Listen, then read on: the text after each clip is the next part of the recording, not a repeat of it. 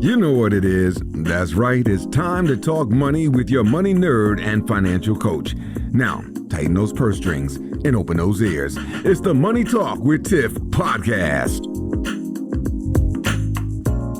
Hey everyone, I am so excited because I have Christoph here from Denationalize Me, and he's here to talk to us about what denationalizing yourself even means. So hey Christoph, how are you? Hey Tiffany, nice to meet you. Nice to meet you as well. So thank you so much for taking the time to come on. So let's kick it off by just explaining, what do you mean by denationalizing?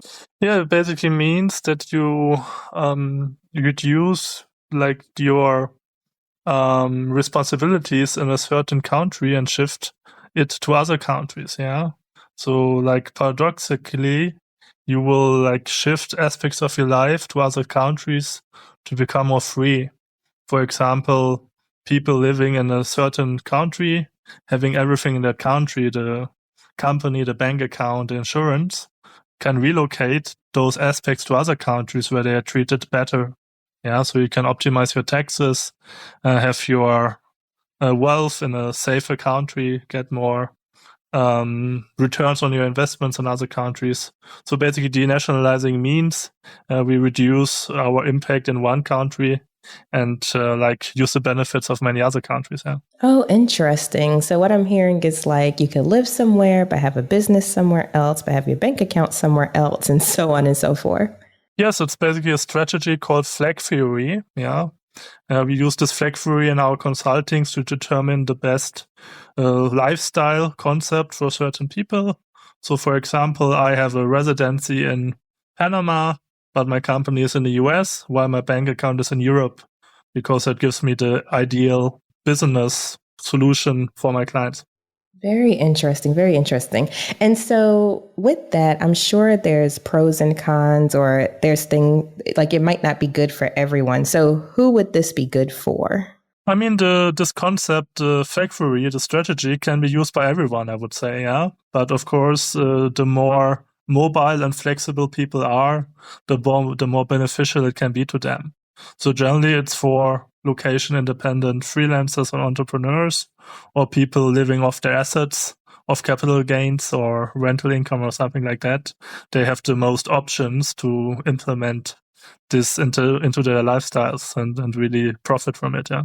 Gotcha. Okay. And I heard you say something about taxes as a pro. Are there any other pros to doing this? What do you mean, taxes? Yeah. So you said to optimize tax purposes and things like that. Are there any other reasons someone would consider doing this? Yes, of course. I mean, there's positive and negatives motivations for doing this. Yeah, some people just want to escape the bad weather in the country where they're living and just live in a more tropical, sunny climate. And of course, it can be many things. They're just unhappy with like the political or economic situation of their country, but also they might see new opportunities, better business opportunities and so on in other countries. For many entrepreneurs, it's the taxes, but it can also be bureaucracy or certain regulations. It can be just like that a country is insecure or getting insecure, and you just have more security for your children and yourself if you relocate somewhere else. Yeah, I mean, it's a very it's a very broad topic. Yeah, it doesn't only apply to your business or your personal life. It can be applied to almost everything. Yeah. Gotcha. And so with everything, there's always cons. So what are some negatives or cons that could come along with this? Yeah, of course, there's always a compromise. In order to like get out of a certain country, you have to like keep to certain legal things. Yeah, so often people have to give up their house or something like that. Yeah, they might rent it out, but they cannot keep it for their own use. Otherwise, they will keep tax resident in the country where they are. Yeah, or they have to take their wife or husbands or kids with them. They cannot stay. And of course, you might lose access to social security. You might lose access to like getting loans or something like that. So there's always advantages in getting more free, but of course that depending on what you do can have certain disadvantages as well. However, most challenges for this lifestyle can be solved. So there's always a good alternatives on the way. Yeah. Gotcha. Now, so I just moved to Jamaica myself. So I'm actually, I call it geographic arbitrage, where I live somewhere that's a little cheaper while still making the same money, where I was. However, I never thought about, opening accounts and things in other countries. So like I opened an account here in Jamaica, but I never thought about, let's say, for instance, Panama, just opening an account in Panama or what have you. And so when you're helping your clients or people through this process, what are some things that you all are considering that, people should consider? Yeah, I mean, certain countries are specialized on certain things, and I guess Jamaica has a very good lifestyle and is not that bad for taxes either, but it might not be the most recognized country, so it might be wise to have your company in another country and maybe the bank account somewhere where it's a bit more stable. And that really depends on the country you're living in, yeah. Often people go to have multiple residencies or even multiple citizenships. Yeah, I mean, generally with an American audience, we have the problem that Americans are taxed everywhere in the world, regardless where they live, because they're American, yeah, because it's bound to the citizenship. And that's not a big issue for most other nationalities, because they don't have this issue, yeah. Yeah, that is very true. I still have to pay taxes in the US, even though I live here. So yeah, I completely agree with that.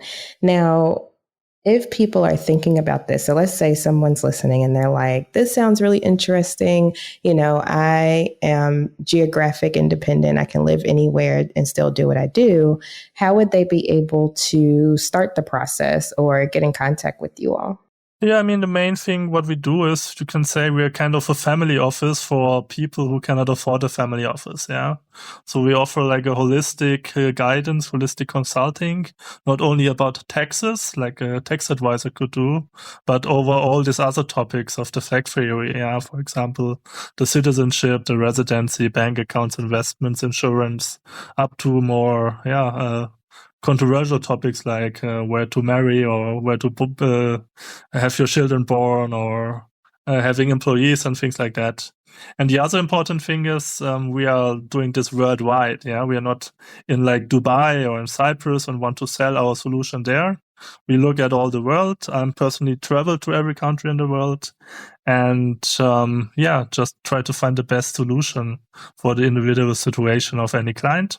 And we offer different consulting packages for that, both calls, also per voice message, and so on and so on. So yeah, people can just come to denationalize.me and find all our offerings there. Gotcha. And so you all travel everywhere and try out this stuff and, see what works, see what doesn't before you even tell people about it? Yes. I mean, of course, I started this business already 10 years ago. So I'm doing this quite a while. I'm more prominent for this in the German market. I have a big German blog and I'm very well known in the German speaking market. But as I said, we do that worldwide and we can help many other nationalities and residencies as well. And obviously, yes, I've been to basically all the countries I talk about. So it's always helpful that you have been there, that you have certain local contacts to brokers, to lawyers, to tax advisors who can actually implement all those solutions. Yeah. So we don't only do the consulting. Obviously, we can also help implementing, starting a company, getting a residency, getting a citizenship, and so on. That is awesome. You take thinking global to a whole nother level. But thank you so much, Christoph, for coming on the show today. I will make sure I have all your links and everything in the show notes. Is there any way that people can find you on social media? Are you on social media or anything like that? Yes, they can find me generally with the name Christoph.today. This is my Instagram, my personal travel Instagram. And there's also a travel blog actually called Christoph.today. So you can find many stories about all the adventurous countries all around the world. It's in English. And otherwise, we have other channels, but they're mostly in German. But generally, Christoph.today is the way to search me on social media. Okay, perfect. And I'll make sure I have that in the show notes as well. So if you all are listening and you're interested in denationalizing, then make sure you reach out to Christoph. Thank you so much for coming on the show today. Yeah, thank you. Bye. Thank you for listening, joining, and being a part of the Money Talk with Tiff podcast this week. You can check Tiff out every Thursday for a new Money Talk podcast. But if you just can't wait until next week, you can listen to previous podcast episodes at moneytalkwitht.com or follow Tiff on all social media platforms at Money Talk with T. Until next time, spend wise by spending less than you make. A word to the money wise is always sufficient.